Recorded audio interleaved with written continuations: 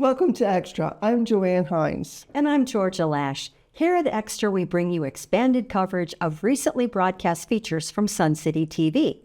Now, JoJo, here it is. We are full into October, the fall season. Yes, we are, Georgia. As F. Scott Fitzgerald said, life starts all over again when it gets crisp in the fall.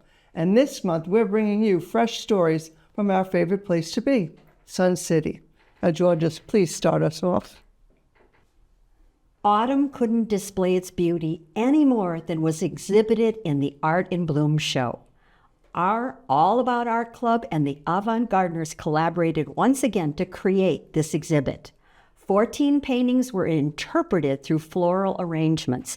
And just in case you missed it or you need a second look, our SCTV cameras captured all the beauty. Enjoy!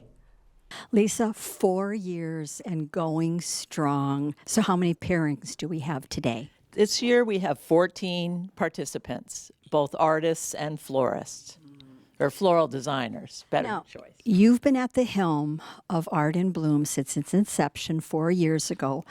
What evolution have you seen as this show continues? Well, first of all, it's me and Dorothy Duke. Dorothy Duke leads the floral design SIG for Avant Gardeners. And I think the biggest evolution is the change of participants. Some have been with us for 4 years, and we also have some brand new people to Sun City participating this year. Also, the setup has changed a lot. Initially, we had 30-inch round tables, and this year we have 6-foot tables and more of a tablescape design that some of the designers have taken advantage of the extra space. So the show evolves, and we try to think of better ways to display it every year. Well, walking through, it's like every table is telling a story. Thank you so much for doing this. Thank you. Barb, you are one of our floral designers today. Yes. And I know Dorothy Duke does a lot of coaching for all of you. So we're going to try to steal some of her ideas that she's given all of you. What are some of the magic tricks that make these beautiful arrangements happen? Well, the very important thing is to get your flowers a couple days ahead of time, but they have to last 5 days. So make sure they're in water with the preservative and soak them as long as you can before you even start working with them. Okay. I got these on Wednesday, and they look like they're staying perfectly. I hope they do. And you always have some extras hidden in the corner in case something dies off for you. Now, this is interesting that you're working with natural materials, which, of course, they have to be available. Yep. And they have to stay fresh for all of you. How much scrounging does it take to get all this done? Well, the important thing is to get the colors that match your picture or your painting. And it's hard to do, and you can't really get your flowers until a couple days in advance. So I was very lucky, thank you, Kroger, because they had everything that I needed in those colors, and it worked out fabulously. Now, if I were to try to replicate this at home, what's one tip that you've learned doing this, or Dorothy's coached you, that makes your arrangement better than mine if I didn't know how to do that? Well, make sure you soak your oasis as well. The oasis is the stuff that you push your flowers into. And make sure they're soaked, and don't ever put it in the hole twice. So if you've messed up and you move it, put it someplace else. Okay, now I can reflect back and know why mine look like they do. Okay. Now, this is obviously something that's taken time and thought. How much time did it actually take to put together? Well, the final product took about an hour, but yes, all the shopping, grounging through my yard, because these are branches from my backyard. You do the little intricacies like painting these with snow, and then the powdered sugar is my secret. So we got confectioner's sugar precipitation happening here, and that is allowed. So you're allowed to use mostly natural materials. It's like the rose, bowl floats where they have to have all those particular rules. 80-20. 80-20 is what the percentages are of fresh and dried versus artificial. It's beautiful. Have fun at the show. Thank you for letting us in. Congratulations to People Choice honorees for Proud Mama by artist Carol Dombrowski and Florals by Gigi Johnston. And the President's Choice honorees for The Four Elements by artist Alyssa Albro and Florals by Elaine Garcia. Now, I have to admit, this is one of my favorite news stories to bring you. But we are so lucky in Sun City that we have other clubs like these that share their time and talent. Jojo, you've got a story that epitomizes these qualities. Anchor Norma Taylor has spent a significant time bringing us updates on our renowned woodworkers. She's often showed us their new creations, but did you know their skills are used to help our neighbors restore and repair cherished furniture pieces? And what aspect of furniture repair, how did you get drawn? There are so many facets here in the woodworkers. How did furniture repair draw you in? Well, I think the thing that I like most about furniture repair is giving people back their memories. Like this bookcase that we're working on here, been in the family for, the woman said about 75 or 80 years. So obviously a lot of life has happened around this piece of furniture. She brought it in to get the top glued back on, but obviously every joint needs to be re-glued. So it's kind of fun, and then we take things that really mean something to people and take it the next step and put it back together so they can, enjoy it again. So a lot of these things are people like memories and they have, and it's old pieces and they need some sort of a repair that they're not doing, and you guys here do it. That's correct. One of my favorite pieces was a cedar chest that had been the woman's great-grandmother's wedding present. It dated from about 1875. And the company that made it was still in business, and I contacted them. We needed some hardware, but unfortunately they'd stopped making the hardware in about 1950, 75 years ago. So we had to do a little creative work on the hardware. But interestingly enough, just a couple of weeks before we received that piece to work on, we got a couple of pieces of cedar donated to the shop. So we had the piece and the exact wood that we needed to put it back together. It was just like like fate. So most of the time you can repair furniture that is in need of repair. There are a couple of things that we can't repair, just simply because we don't have the skill sets in the club. We don't work on upholstered furniture or caned furniture, but pretty much anything else we can do. And you can diagnose the problem and analyze it and see what you need to repair it. Yes. We got one piece in that was a piece of art that had fallen off the wall and come completely apart. There was a bunch of little birds sitting on telephone lines.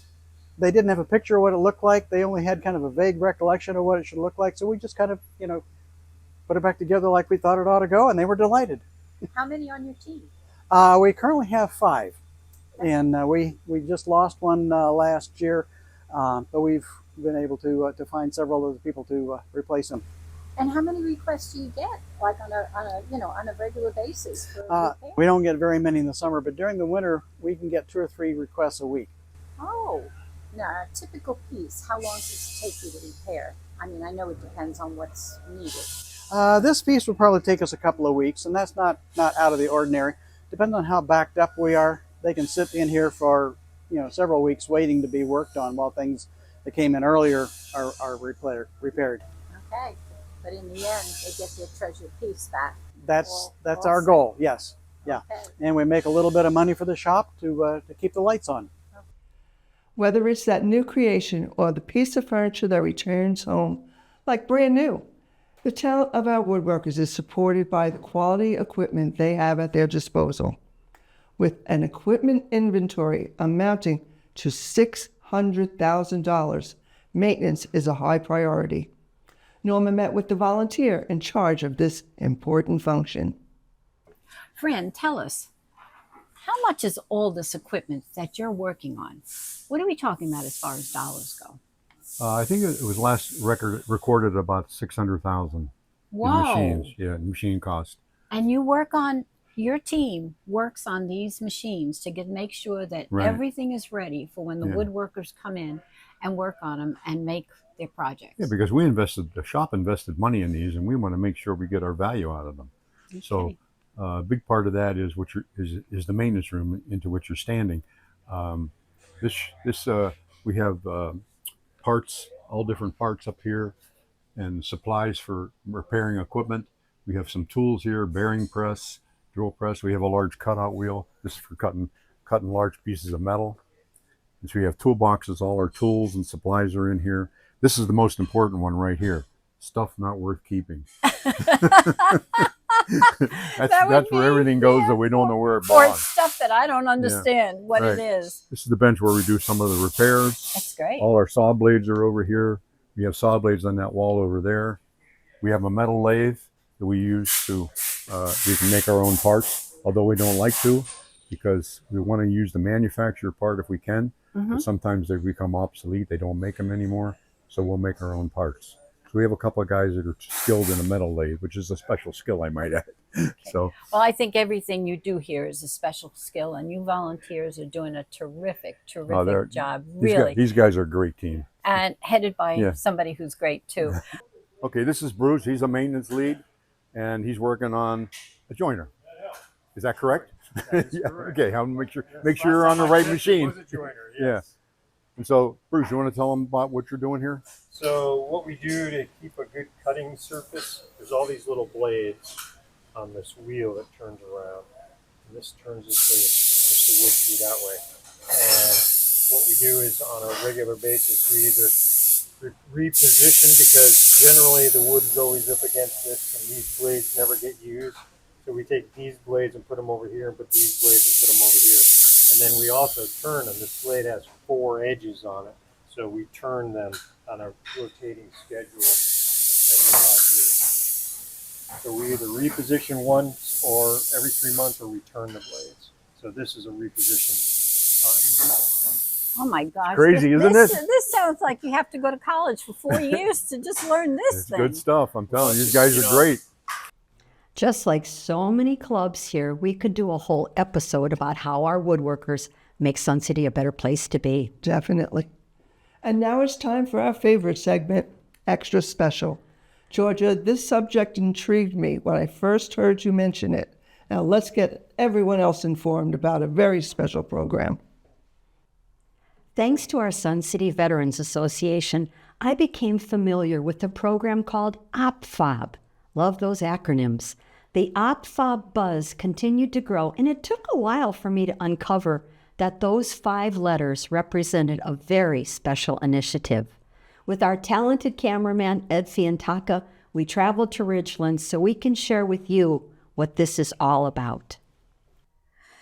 Jimmy, you are helping me to complete a mission, a mission I've been on, and that's to help people understand OPFOB.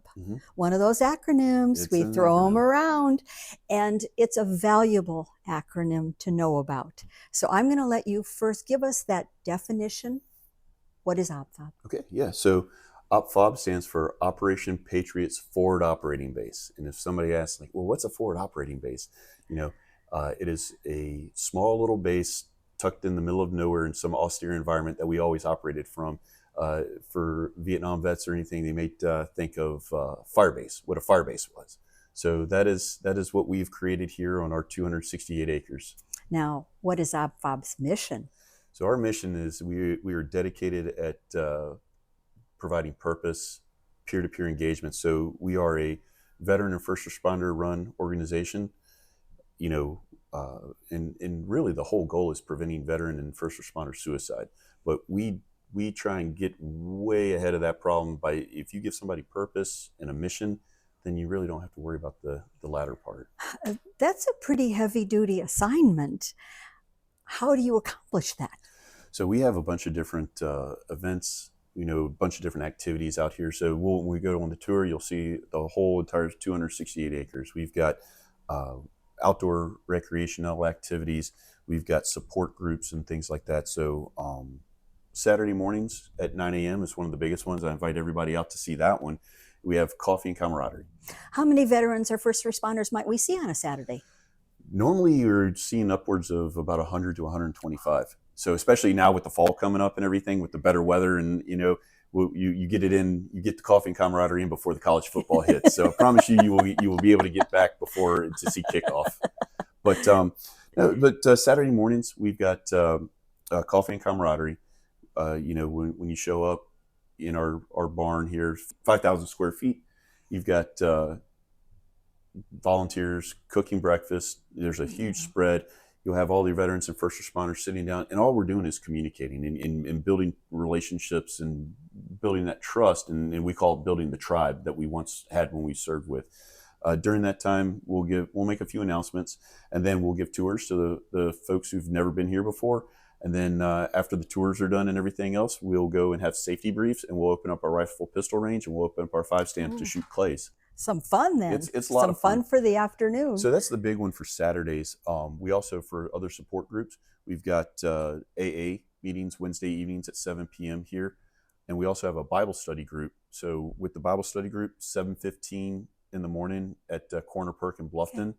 And then following coffee hour on Saturdays, we're going to start picking it back up again for the Bible study there as well.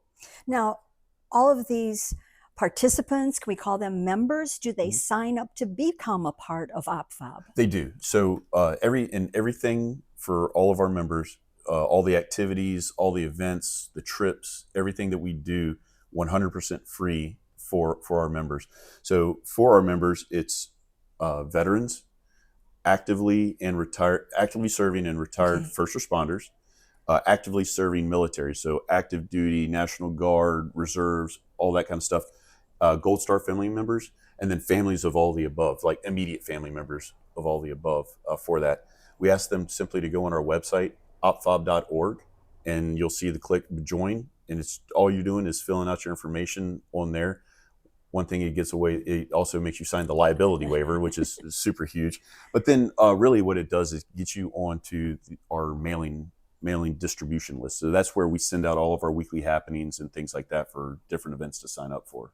Now, we hope we'll have an opportunity to really get the origin story of how this OPFOB was created. But when was the first year that this was open? So we opened in 2020. Now, it doesn't sound like you say no cost to your members. Things like this are probably done donation-wise, and looking at your website, you've got a nice support from corporations and community. To what do you attribute that success of having their support? I think once people learn about the mission, what we're doing, and then seeing who we are and how we operate, it's a lot of people find it as a good fit to help support. There's so many people, military and first responders, when you look at it, of the things that folks have gone through and the service they've done to the country, whether that's the local community or overseas, it's always good. People hear about that and what we're doing, and really our mission of, at the end of the day, we're giving purpose and we're saving lives, and people can really get behind something like that. Now, I think it's important to know that, donors, corporate, community, individual donors, when we donate to a charity, yes, the 501c3 is always, it's a guarantee that there's, good purpose there. But there's a difference in how charities often use the funding that they receive. And you proudly state on your website that 92 cents of every dollar is going to the program. That leaves a very narrow margin for administrative costs. Now, I could say what I think is probably, the contributing factor to how that's working, but I'll let you tell the story. Yeah, absolutely. So, one of the big things is volunteer-based. We have a tremendous amount of volunteers. One of the examples is we had over 100 volunteers for our concert last April. So we were very, very heavily reliant on our volunteers, and our volunteers are absolutely fantastic. And we have a small staff. So we've got 10 folks now that are paid employees to OPFOB. But I will say the reason it's down, everybody understands the purpose and the mission of what we're doing. And that comes to a lot of sacrifices that everybody has made to come on, taking significant pay cuts in order to do it. But again, it's one of those sayings of, if you love what you do, you never work a day in your life. And that's kind of how it is here. So it's sometimes I kind of like pinch myself of like, is this work? Yeah, I think it is. But we've got to, but again, the fantastic people here on the staff and our volunteer base. Is there a way that sometimes you can measure the success of the program? Are there things that make that pay cut a little bit easier because you've got that benefit? Yes. So there's a couple ways. Obviously the participation growth. When I first showed up to Coffee Hour in 2022, when I started to get involved, it was, coffee, and one time somebody put old pizza out from the night prior, and I'm like, we're living in the barracks again, So, but you see where it is now. You see all the different events that are going in, and the growth and the participation of it. You see the traction that everybody's going. You see the purpose that you give people. Like, you'll meet some folks out in town at one of our outreach events or something, and you'll go up to somebody, and you start kind of seeing the body language. You start talking to them and everything, and you can see there's a struggle there. And a lot of the times it's just they're missing that piece of the camaraderie piece back in the tribe. And then all of a sudden you see them here, and they walk in kind of slumped down, and then you walk out shoulders back, which is super huge. But the biggest achievement that you see is the zero suicide piece. And we know that at some point in time, the numbers are against us. But right now we've had over 38,000 of our members come through this gate, and not a single suicide from any of our members that are part of OPFOB. So it is a very significant piece there that we are going to continue to strive for each day. That would keep me going. That's Yes. for sure. Now, as we look at the future, you're in I guess I would call it an expansion phase. We are. What's coming with that? So we've started some really, really exciting other programs. So one of them was we started a Homes for Heroes program. So this Homes for Heroes program, it is in partnership with Lennar Homes. And what it is we are able to gift a mortgage-free home to a deserving veteran or first responder. And we just did that back in June of this year. Was our first home in Hilton Head Lakes. So we were able to give them a mortgage-free home. Well, on top of that, we knew this person. He was a former dog trainer, dog handler as well. So that goes into our next program. We offered him a job as the director of our canine service dog and companion dog program. Okay, so you'll be training people to train the dogs to be service or companion dogs? Correct. So what ends up happening is, if you look at, there's normally about an 18-month wait to get a service dog. And with that service, so what we're doing is we plan to cut that time a lot shorter. So what it is, we're actually next week, we're getting our first few dogs to go into training. So our cadre of dog trainers will train the dogs, but also when we get the application process for the person who is in need of it, we're going to give them the dog, and then they're coming with the dog to do training as well. Now, it looks like there's also a new building coming. Yes, ma'am. So we have, so one of the things, again, we don't have a brick and mortar headquarters building or anything like that. So I'm normally working out of my truck or from home or wherever, and I'm up here sucking up the Wi-Fi in the barn, right, to work from. But one of the biggest things is a headquarters building that we need, and it's not the main effort. The main thing is not for us. I'll still work from my truck. I'm fine with that.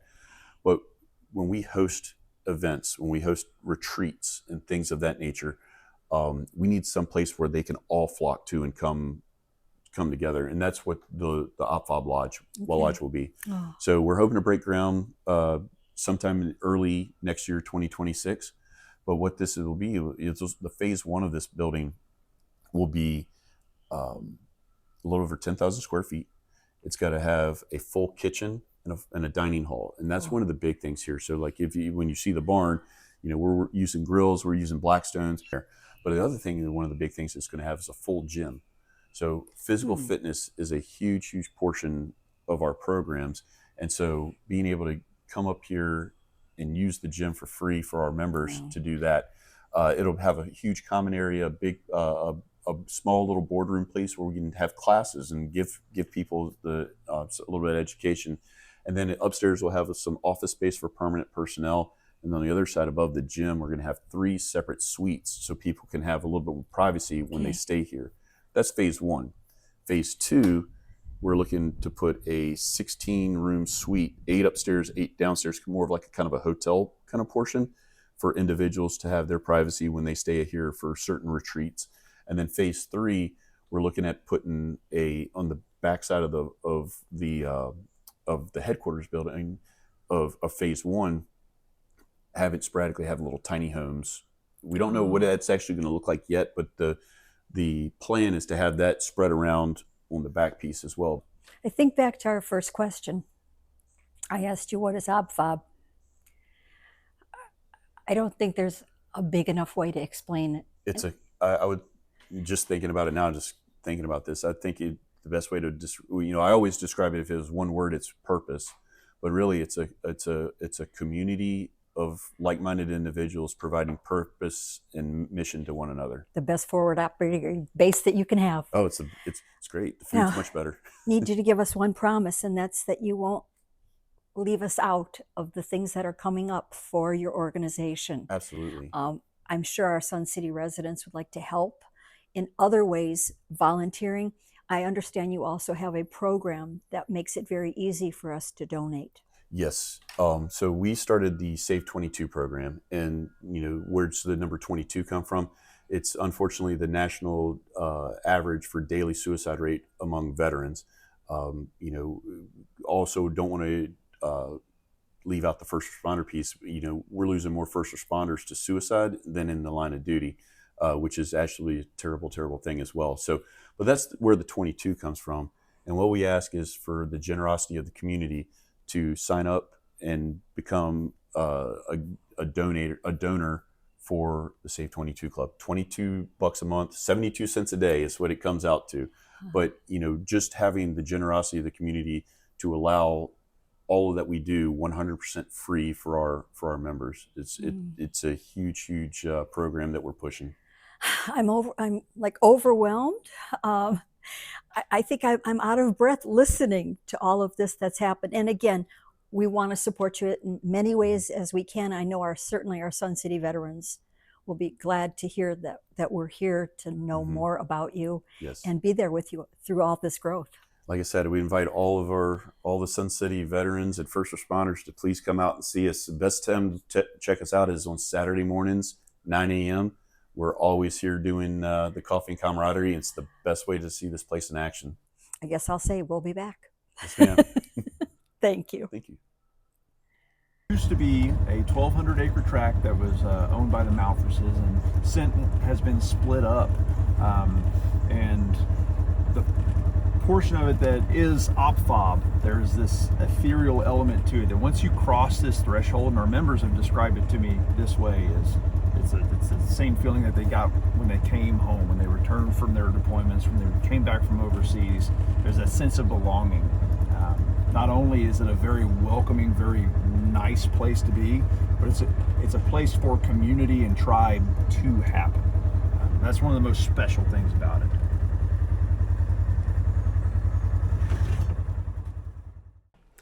The staff wears a shirt that reads, "Finding Purpose Beyond the Call of Duty," and they truly go above and beyond. Wow. What a poignant story as we end our show in October.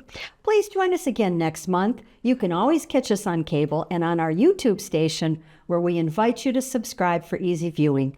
Thanks for watching.